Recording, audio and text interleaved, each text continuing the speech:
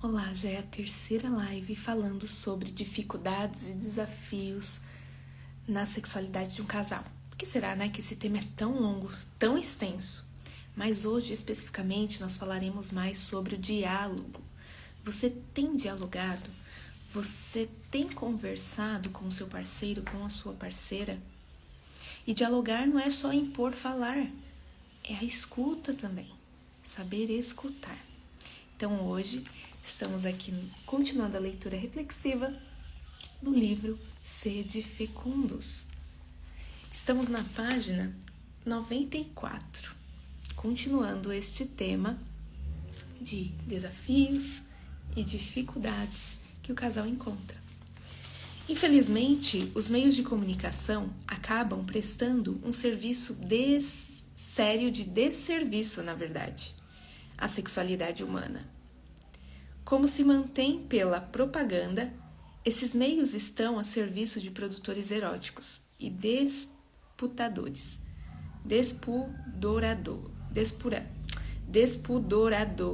despurados. Com isso, até as propagandas estão recheadas de nudez, sensualidade, culto ao corpo e manipulação de cunho sexual pornográfico. Os meios de comunicação deformam a sexualidade pelo conteúdo apresentado e também pela dinâmica, feito para ser superficial. O programa de televisão rouba e mata o diálogo conjugal.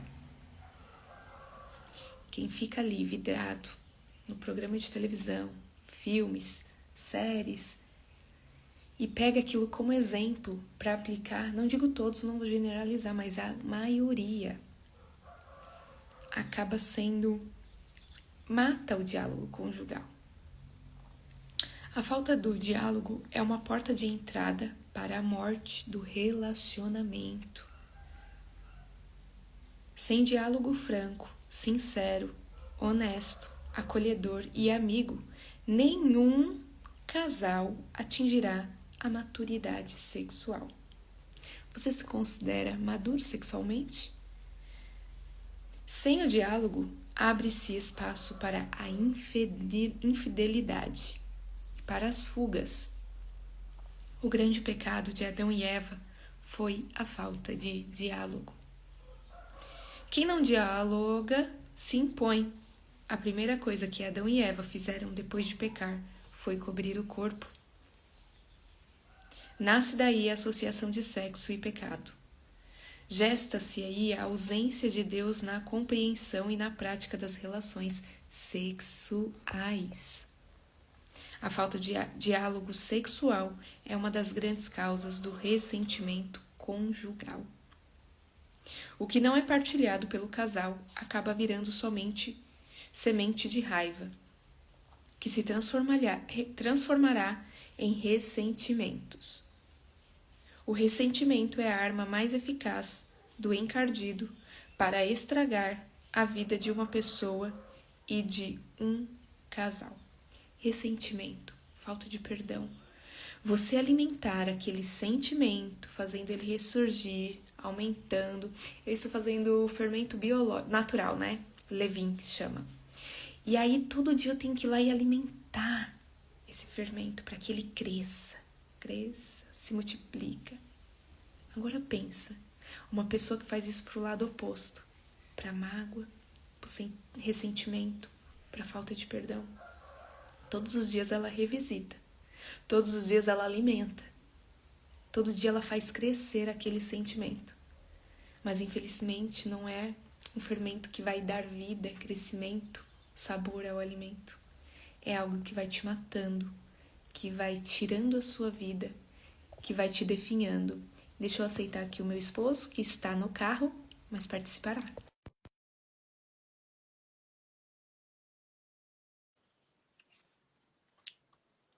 Então, pensa nessa analogia. Que fermento você tem nutrido, alimentado? Bom dia! Bom dia, no carro.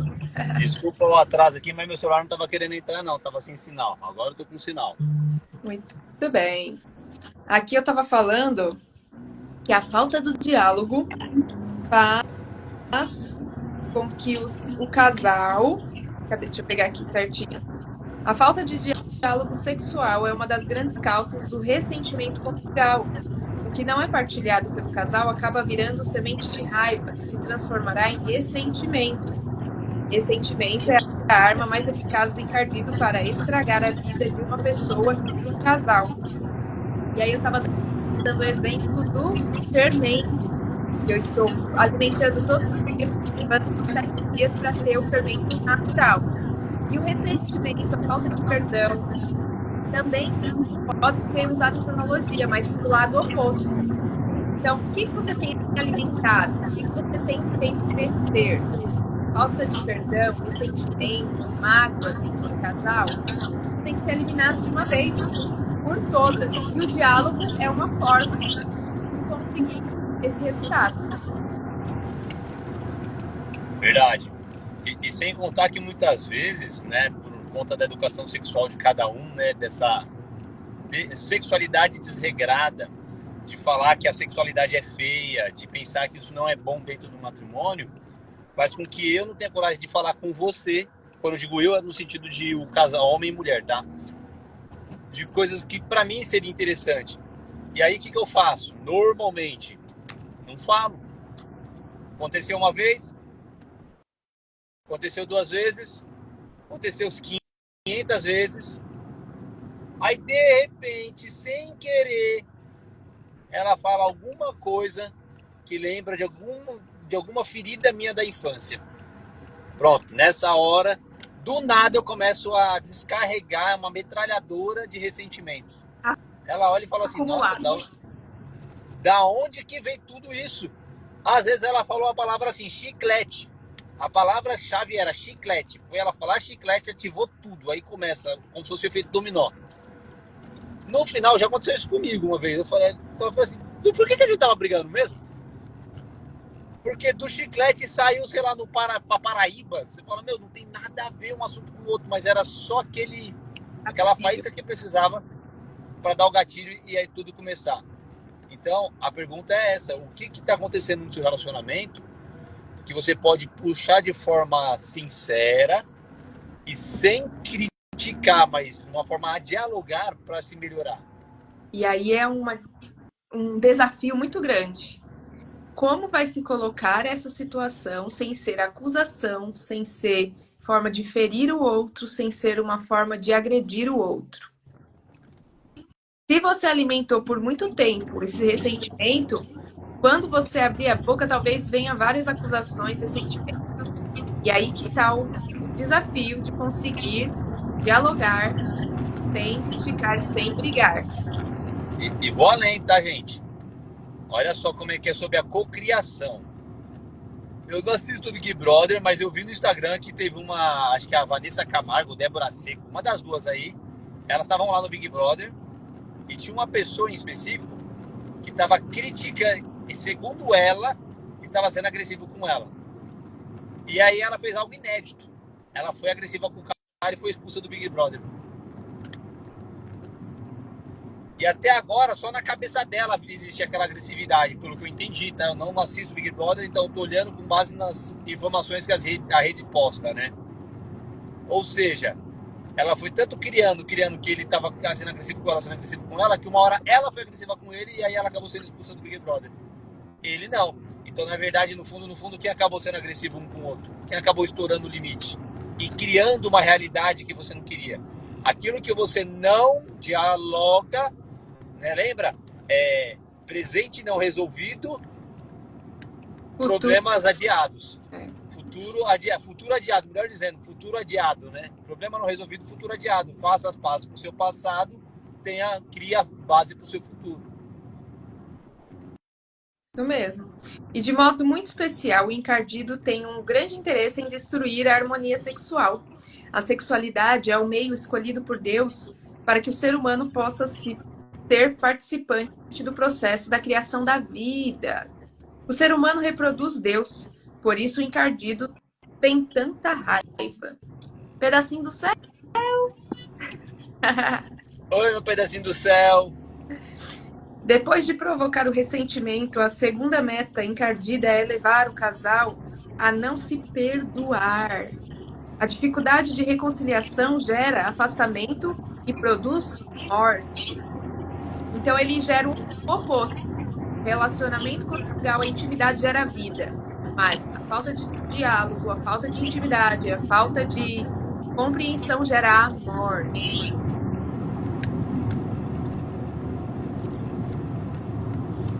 É preciso que um dos dois dê o primeiro passo na direção do perdão mútuo. Quando cada um se sente ofendido, ambos se fecham, se afastam e matam o amor. Rodar. Oi? E é legal que assim, no relacionamento, normalmente, sempre tem um que tem mais facilidade para perdoar e tem aquele que tem mais dificuldade, que demora um pouquinho mais. No nosso caso, eu costumo ser, graças a Deus, a pessoa que tem a maior facilidade. Ou seja, eu errei. Tem vezes que eu chego e falo assim pra Dayana, nem sei o que foi que eu fiz, mas me perdoa, por favor. Por quê? Eu não quero levar isso daí pra seguir. Só que às vezes essa forma de eu falar incomoda a Dayana, porque ela acha que não tá nem aí pro que aconteceu. E na verdade eu não tô tão preocupado com o que aconteceu. Eu tô mais preocupado em manter um bom relacionamento. Já conheço casais que uma vez que ficou ressentido, é 4, 5 dias sem se olhar na cara, sem se falar. De cara feia um pro outro. Isso daí é outra situação que também que a gente tem que tomar cuidado no casamento, né? Sim. A reconciliação ela é possível, mas precisa ser praticada. É aos poucos, você vai cedendo e o seu coração vai se acostumando, é uma rotina.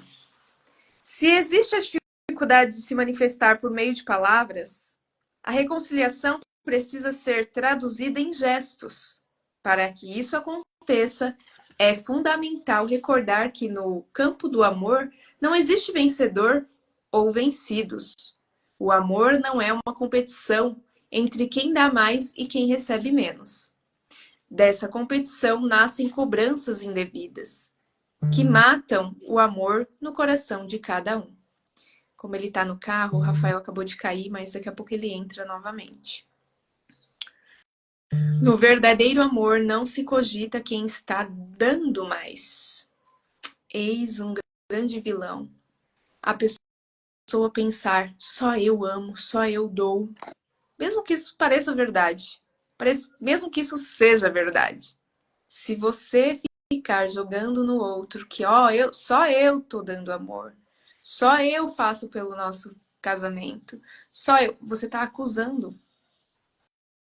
E aí, não se cogita quem está dando mais.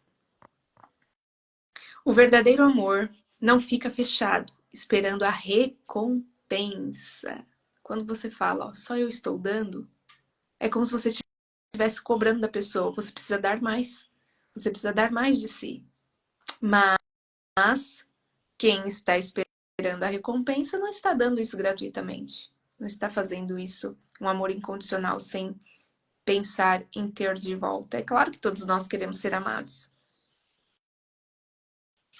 A relação íntima nunca poderia ser tratada como prêmio ou castigo. A sexualidade jamais poderá ser reduzida a uma função.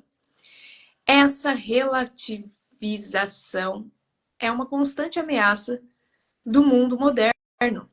E o terrível, como já refletimos, é que da relativização para a banalização, o passo é muito curto. Pesa na banalização e permissividade. O sexo não pode passar do tabu para a libertinagem. O efeito seria muito pior. Um bom remédio contra a libertinagem banalizada é o romantismo alimentado pelo diálogo sincero e amoroso. O eu te amo, falado na hora certa, do jeito certo, tem poder de fazer lindos milagres conjugais. Toda hora é a hora certa para manifestar o amor. E não só o eu te amo é importante. É preciso reacender a chama do amor com muitas outras palavras e gestos delicados. Nada ajuda mais um casal a partilhar amor do que palavras bonitas, elogiosas e carinhosas, ditas do jeito certo ao pé do ouvido. Aí tem aquela frase, né? Você costuma elogiar as outras pessoas ou você tem dificuldade em elogiar o outro? Pensa, você se ama, você se elogia? Se já tem alguma barreira nisso, é algo a ser analisado, a ser aprofundado. Porque Deus disse: amará teu Deus sobre todas as coisas, sobre tudo, mas amará o teu próximo como a ti mesmo. Se você não se ama, se você não sabe se elogiar, se você não gosta de você, como que você vai exercer plenamente esse mandamento de amar o próximo, de elogiar o próximo, de falar palavras boas para o próximo, de ser carinhoso para com o próximo?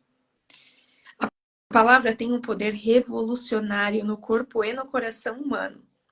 Esse poder poderá ser negativo ou positivo. Depende do contexto e do conteúdo. O romantismo alimentado por palavras bonitas tem o poder de transformar o relacionamento. Isso é muito mais necessário quando se trata de um casal que tenha filhos. Por que será, né? Infelizmente, muitos casais se afastam sexualmente depois do nascimento de um filho. O envolvimento materno com as preocupações e ocupações diárias faz o homem se sentir abandonado, menosprezado, trocado pelo filho.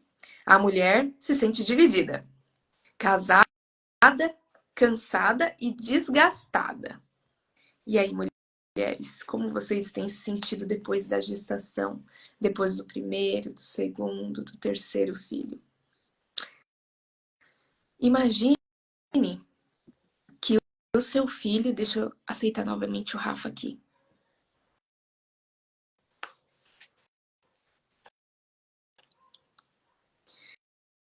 Vamos pensar, estamos falando agora sobre após o nascimento do filho. O envolvimento materno, infelizmente, muitos casais se afastam sexualmente depois do nascimento do filho. O envolvimento materno com as preocupações e ocupações diárias faz o homem se sentir abandonado, menosprezado, trocado pelo filho. A mulher se sente dividida, cansada e desgastada. O filho é algo a mais para unir o casal, não para separar e dividir o casal. Tem que ter compreensão de ambos os lados, né? A mulher não pode abandonar o homem, mas o homem tem que entender que há um novo ser envolvido nesse relacionamento familiar. Então, vai ter que ter resposta dos dois lados para essa nova vida que veio e as demais que virão. E é esse equilíbrio que fará a saúde do casal, a saúde do matrimônio, a saúde da sexualidade. Amamentar cansa mais do que se pensa. Perde-se até 500 calorias por dia quando está amamentando. Imagine o esforço que o corpo feminino faz para produzir quase 1 litro de leite por dia. Libera grandes quantidades do hormônio prolactina, como a hipófise. Fica em uma área do cérebro que também regula as emoções. Se a mãe não estiver bem, pode inibir a liberação dos hormônios que acionam a produção do leite. De modo muito especial, o casal precisa cuidar da intimidade sexual depois do nascimento dos filhos. Uma lei irrevogável é que a criança tenha o seu quarto.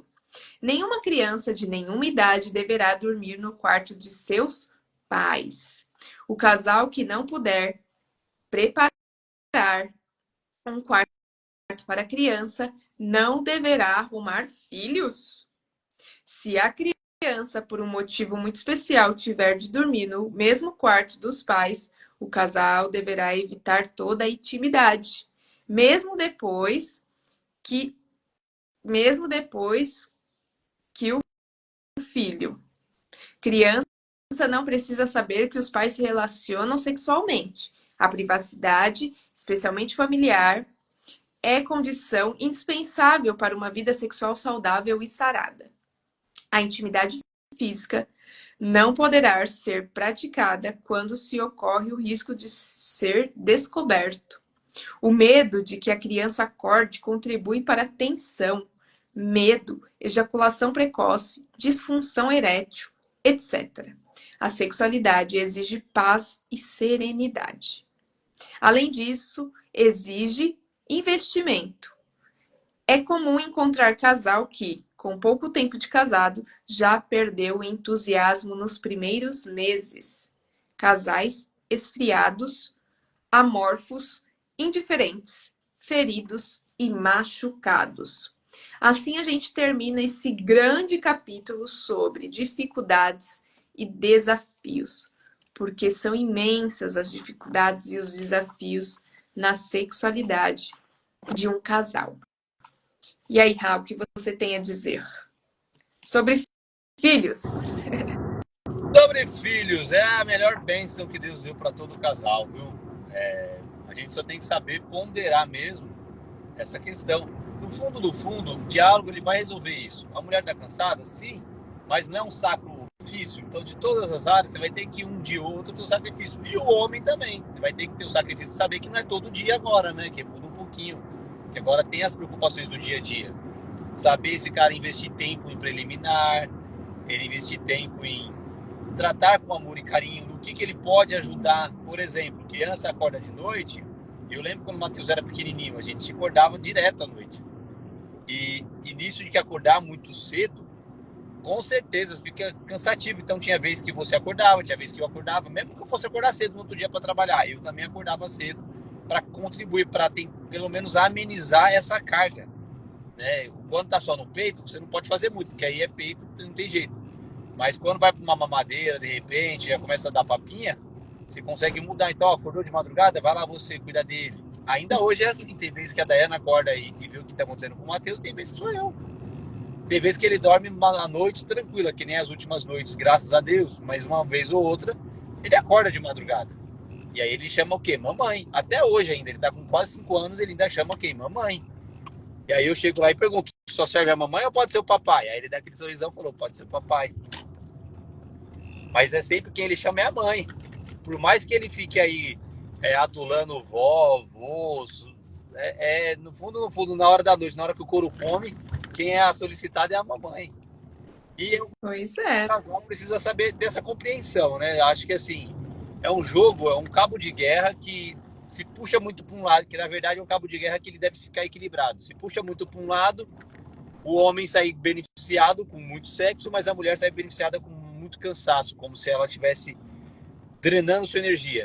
E do outro lado também, se fica com quase nenhum, né, fica com greve, sei lá, 15, 20 dias aí sem, o cara acaba saindo prejudicado. Não que seja impossível viver assim, tá, gente? É possível viver até a vida inteira sem ter relação sexual. São José e Maria fizeram exatamente isso. Mas eu tô dizendo no sentido assim, se a gente quer ter um relacionamento saudável e uma intimidade dentro da fecundidade, que é o tema do nosso livro, eu acredito que o filho ele pode atrapalhar, mas é algo que você precisa conciliar. É um desafio a mais na vida, né? Toda a vida não existe esse negócio, vai ser facinho. Nem Jesus teve vida fácil aqui na Terra. Você acha que você vai ter vida fácil? Aí você está pensando errado as coisas. E outra coisa muito importante, filhos dentro do quarto. Esse negócio de filhos dentro do quarto aí é bem complicado, tá? E eu vejo muitos casais se separando. Esse tempo atrás me mandaram até mensagem no meu direct aí, falando exatamente sobre isso. Sobre não estar tendo intimidade com o marido. Aí a primeira pergunta que eu fiz é isso: onde que seus filhos estão dormindo? Dorme com a gente no quarto.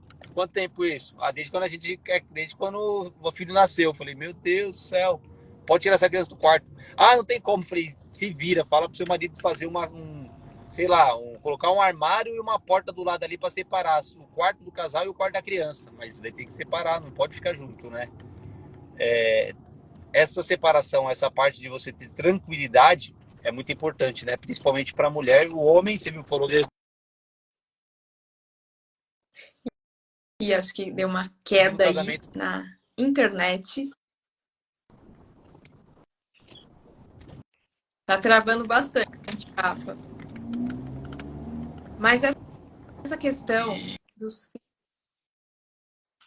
é realmente peculiar.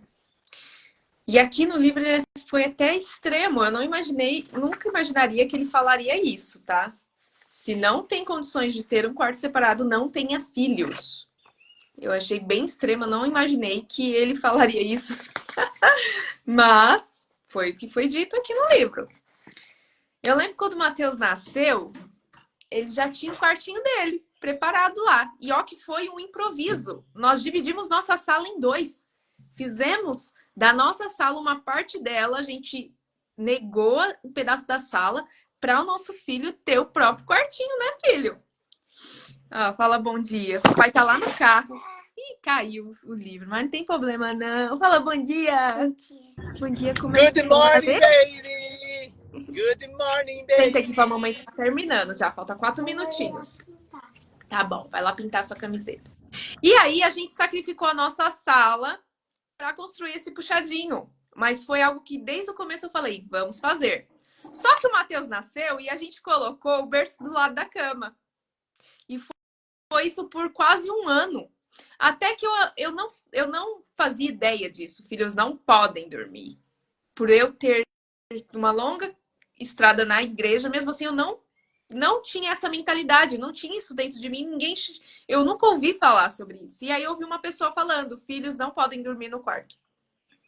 E o Matheus ia fazer um ano, já tinha uns 10 meses. Aí, no dia seguinte, eu falei, põe esse berço lá.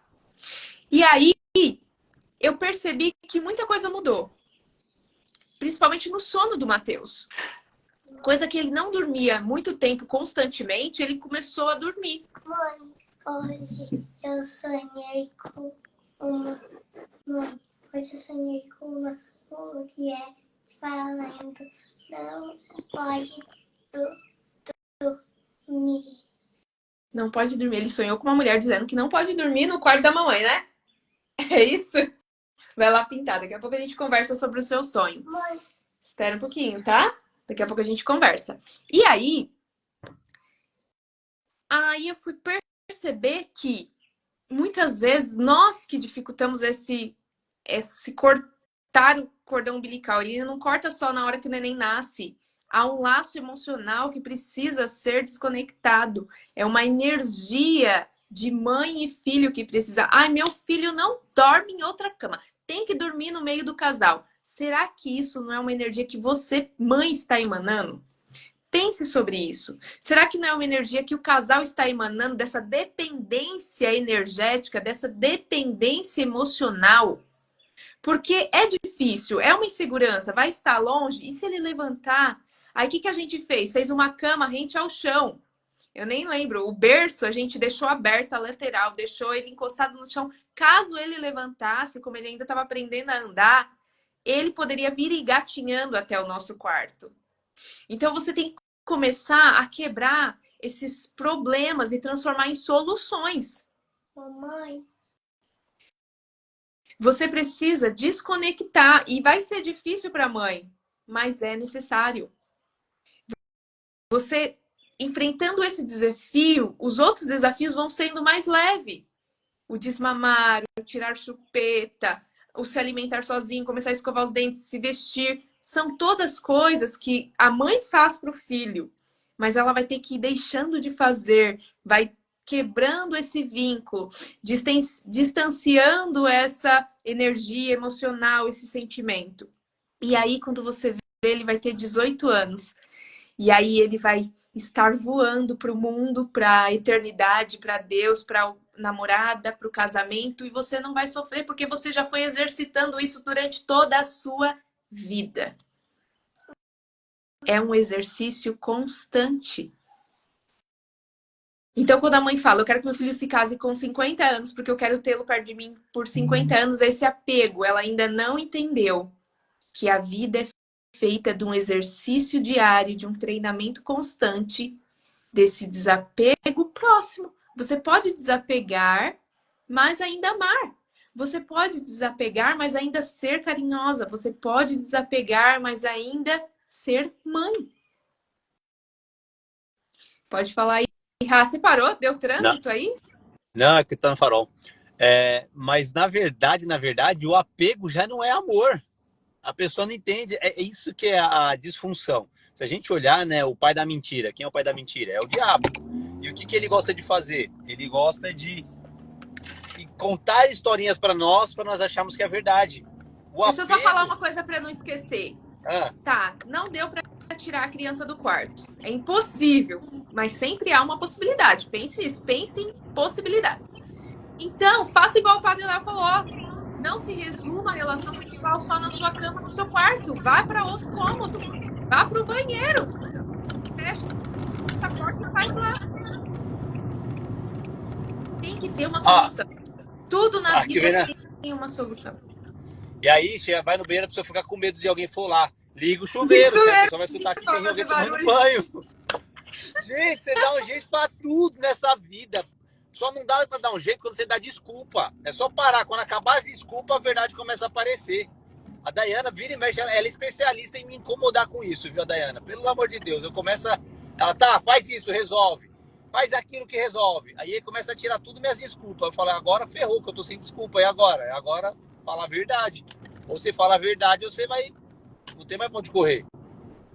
Ó, o Daniel falou, não deixamos a minha filha dormir conosco. Perfeito, isso tem que ser desde o nascimento. Mas nem sempre a gente faz, né? Talvez por falta de conhecimento, talvez por apego, talvez por medo. Comodidade. Você vê que tudo isso é contra o plano de Deus? Ó, preocupação, o Mateus... medo, apego. Ô, Dá, o Matheus nasceu. A gente tinha o quarto dele. Por que ele dormiu no nosso quarto? Por comodidade. Em vez dela ficar levantando de madrugada, é só virar aqui do lado e dar uma pra ele. As desculpas. No caso meu foi cesárea, os pontos, né? Realmente foi muito mais fácil. A cama estava grudada, a lateral do berço não tinha. Era só eu pegar ele, trazer, mamar, levar.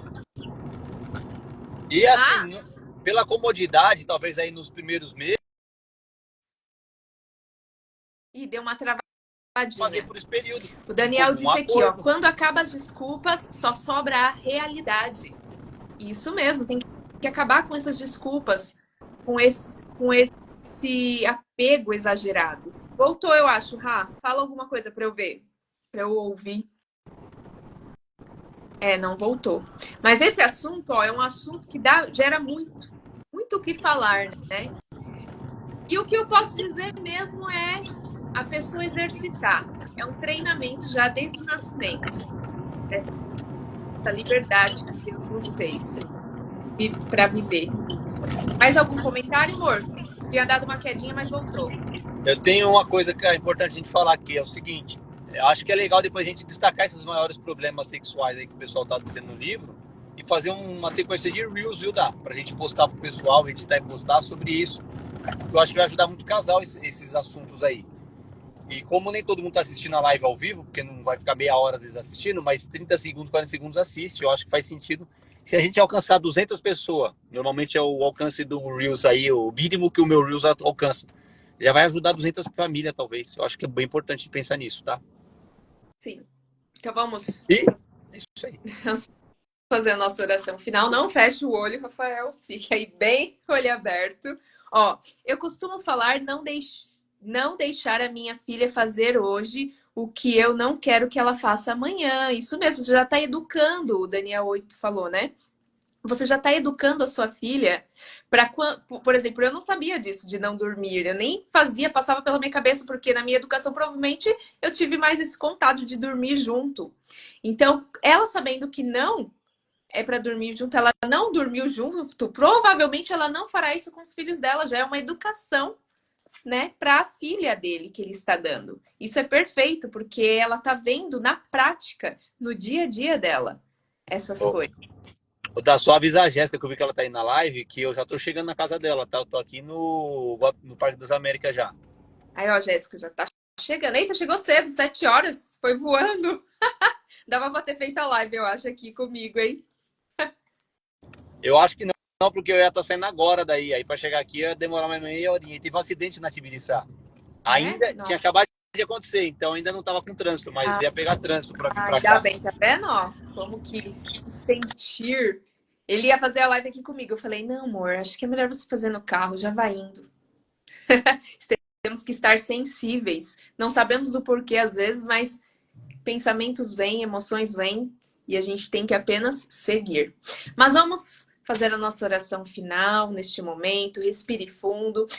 Ó, se seu filho dorme com você, eis a grande oportunidade de hoje. Não deixe para amanhã. Já providencie algo. Faça algo com relação a isso. Bom dia, Espírito Santo. Nossa esperança. O desânimo se apodera de mim e eu me deixo levar. Desacredito de tudo e de todos. Sinto-me fraco e chego às vezes a me desesperar. Não busco ajuda e por isso minha alma torna-se repleta de dúvidas e questionamentos.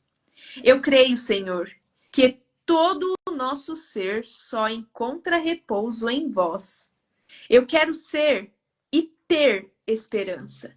Esperança de dias melhores, esperança de solução de conflitos, esperança de poder ser revestido com a vossa força e com o vosso amor. Nunca perca a esperança. Nunca perca a esperança nos seus filhos, no seu matrimônio, no diálogo conjugal, na resolução de problemas. Talvez você viveu uma vida inteira com o seu filho no seu quarto até hoje, mas hoje você descobriu que não se deve. E o que você fará hoje para resolver essa situação é o que importa. Tenha sempre esperança. Vinde espírito de esperança. Mãe, mais um dia você me pôs para dormir na sua cama. Uma vez. Bom é ter esperança e aguardar em silêncio a salvação do Senhor. Olhe os passarinhos. Mãe, não olhe aquilo na árvore. Pessoal, a live finalizou. Amanhã teremos novamente 6h30. Estaremos aqui para continuarmos esse assunto. O livro caiu aqui, eu não sei qual que é o próximo tema, mas provavelmente será edificante. E amanhã o Rafa provavelmente estará aqui comigo. Dá um tchauzinho aí, Rá. Tchau, tchau. Até amanhã, gente.